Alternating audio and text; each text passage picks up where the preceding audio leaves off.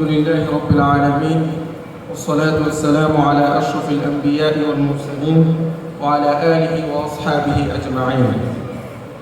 قال الله تعالى في كلامه المجيد وفرقانه الحميد: ادعوني أستجب لكم.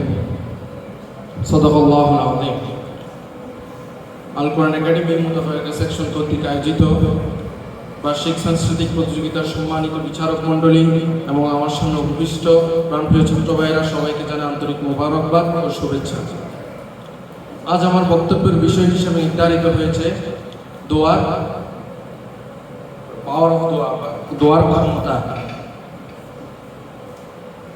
দোয়া বা আমরা দোয়ার বলতে বোঝানো হয়েছে যে আমাদের যাবতীয় প্রয়োজনীয় জিনিস যা আল্লাহর কাছে আমরা চাই, বা কোনো মুমিন বিপদে পড়লে যখন আল্লাহর কাছে কোনো কিছু চাই বা আল্লাহকে ডাকা, এই সম্পর্কে দোয়ার মূল মর্ম হচ্ছে সেটাই। আল্লাহ তাআলা কোরআনের মধ্যে বলেন, উদউনি আস্তাজিব লাকুম, তোমরা আমাকে ডাকো, আমি তোমাদের ডাকে সাড়া দিব। এবং মুমিনের দোয়াকে হাদিসের মধ্যে মুমিনের অস্ত্র হিসেবে উল্লেখ করা হয়েছে। আর দোয়া ও সিলাহুল মুমিন, মুমিন দোয়া হচ্ছে মুমিনের অস্ত্র। আমাদের যখন কোনো কিছুই প্রয়োজন হবে, আমরা তখন সবার প্রথমে একজন মুমিনের উচিত হচ্ছে প্রথমেই আল্লাহর কাছে চাওয়া। কারণ পৃথিবীর যেটা কেউই দিতে পারে না, সেটা একমাত্র দিতে পারেন আল্লাহ। যখন আমরা এখন বর্তমানে মুসলিমদের অবস্থা শোচনীয়, এই শোচনীয় অবস্থায় আমরা কি করতে পারি, সেটা যখন আমরা বলি যে আমরা এখন জিহাদও করতে পারবো না, কোনো কিছুই করতে পারবো না, কারণ আমাদের সেই শক্তি সেই সামর্থ্য নেই।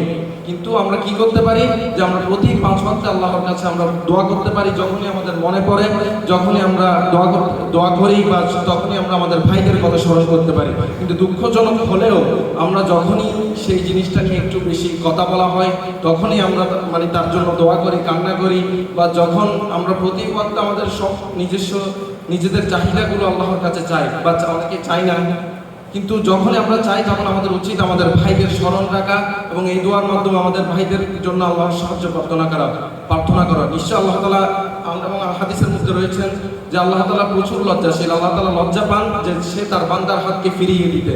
আল্লাহ তাআলা যে কোনোভাবে আপনার দোয়া কবুল করবেন, এবং সেই বিশ্বাসটা একজন মুমিনের রাখা উচিত এবং রাখা আবশ্যক। আল্লাহ তাআলা অবশ্যই দোয়া কবুল করবেন আমাদের, কারণ আল্লাহ তাআলা সবসময় আমাদের নিকটেই থাকেন।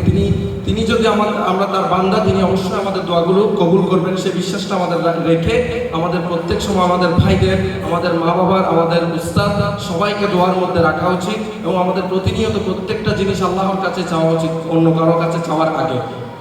আমি এই বলে আমার বক্তব্য শেষ করছি। আলহামদুলিল্লাহি রাব্বিল আলামিন।